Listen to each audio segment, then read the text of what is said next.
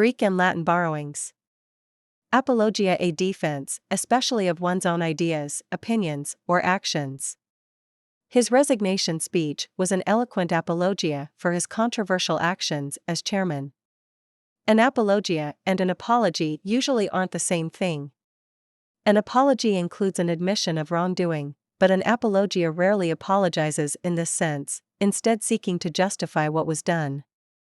So, for example, in 1992 some of the books published for the 500th anniversary of Columbus's voyage were apologias explaining why European powers such as Spain acted as they did in the New World, because, for example, the Aztecs were a cruel people, practicing human sacrifice in grotesque ways, victims were skinned, and their skins were worn by the high priests, and Christianity hoped to reform them. Of course, the Spanish Inquisition was torturing and executing non-believers at the same time, but that would be the subject of other apologias. Atrium. 1. An open rectangular patio around which a house is built. 2. A court with a skylight in a many-storied building. Best of all, their new home had a large atrium, where they could eat breakfast in the fresh air in spring and summer. In malls and grand office buildings today, the enclosed atrium, often with full-size trees growing in it and high indoor balconies with hanging vines, has become a common architectural feature. But the original atria, notice the unusual plural, were open to the sky and occupied the center of a house or villa in ancient Rome. The open Roman courtyard allowed air to circulate and light to enter, and even its plantings helped cool the house. Situating the cooking fireplace in the atrium was another way of keeping the house itself cool. Still today, houses around the Mediterranean Sea and in tropical Latin America often have internal courtyards. Oligarchy, a government in which power is in the hands of a small group. The population was shackled by an iron-willed oligarchy that dictated every aspect of their lives and ruthlessly crushed any hint of rebellion. Oligarchy combines roots from the Greek words oligos, meaning few, and archos, meaning leader or ruler. In ancient Greece, an aristocracy was governed by the best, in Greek, aristos, citizens. An oligarchy was a corrupted aristocracy, one in which a few evil men unjustly seized power and used it to further their own ends. Since at least 1542, oligarchy has been used in English to describe oppressive governments of the kind that serve the interests of a few very wealthy families. Encomium, glowing, enthusiastic praise, or an expression of such praise. The surprise guest at the farewell party was the school's most famous graduate, who delivered a heartfelt encomium to the woman he called his favorite teacher of all. Encomium comes straight from Latin.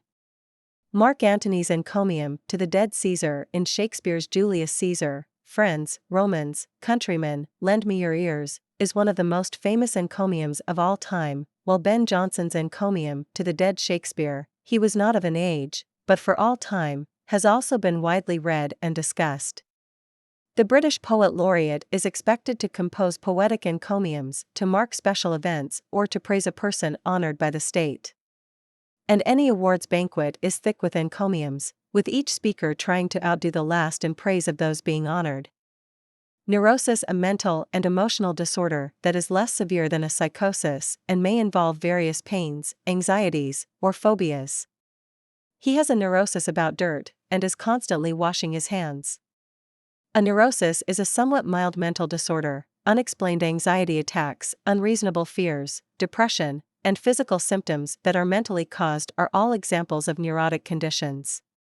A superstitious person who compulsively knocks on wood or avoids anything with the number 13 might be suffering from a harmless neurosis. But a severe neurosis such as agoraphobia, see agoraphobia, can be very harmful, making a person a prisoner of his or her home. Neurosis is based on the Greek word for nerve, since until quite recently neurotic behavior was often blamed on the nerves. Neurosis is usually contrasted with psychosis, which includes a considerably more serious group of conditions. Opprobrium. 1. Something that brings disgrace. 2. A public disgrace that results from conduct considered wrong or bad. The writers of the New Testament hold the Pharisees up to opprobrium for their hypocrisy and hollow spirituality. Witches have long been the objects of opprobrium. In Europe in the 16th and 17th centuries, women thought to be witches were burned by the thousands. The opprobrious crime of treason could likewise result in the most hideous torture and execution. In the Scarlet Letter, the sin of adultery in Puritan times brought opprobrium on Hester Prynne. Today the country of Israel is the object of opprobrium in many countries, while the Palestinians suffer similar opprobrium in others. And mere smokers, or even overweight people, may sometimes feel themselves to be the objects of mild opprobrium. Referendum 1. The referring of legislative measures to the voters for approval or rejection. 2. A vote on such a measure. The referendum on the tax needed for constructing the new hospital passed by 7 votes.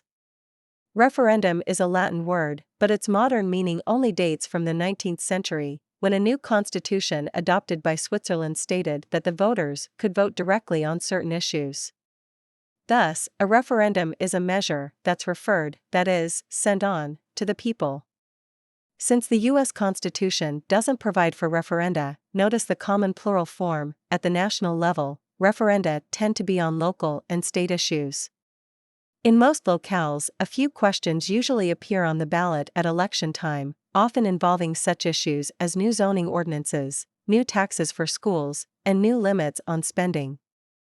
Ultimatum: a final proposal, condition, or demand, especially one whose rejection will result in forceful action. The ultimatum to Iraq in 1991, demanding that it withdraw from Kuwait, was ignored, and a US-led invasion was the response. An ultimatum is usually issued by a stronger power to a weaker one, since it wouldn't carry much weight if the one giving the ultimatum couldn't back up its threat. Near the end of World War II, the Allied powers issued an ultimatum to Japan: surrender completely or face the consequences. Japan rejected the ultimatum, and within days the US had dropped atomic bombs on Hiroshima and Nagasaki, killing some 200,000 people.